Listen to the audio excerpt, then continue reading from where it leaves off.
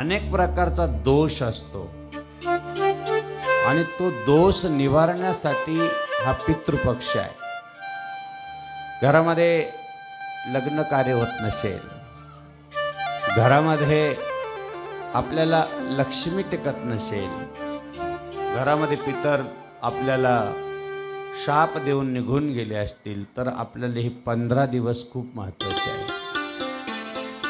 15 दिवसामध्ये कमीत कमी नाही काही जमलं तर साधा भात बनवून ठेवायचा, त्याच्यावर एक तुपाचं, गाईचं तुपाचं एक थोडंसं होईन एक चमचाभर तूप टाकायचं, थोडीशी हळदी टाकायची आणि विशेष म्हणजे दररोज 12-16 दिवस ही वाटी जे आपले कावळ्या आहेत त्याला खाऊ घालायची। नक्की नियमानं करून बघा।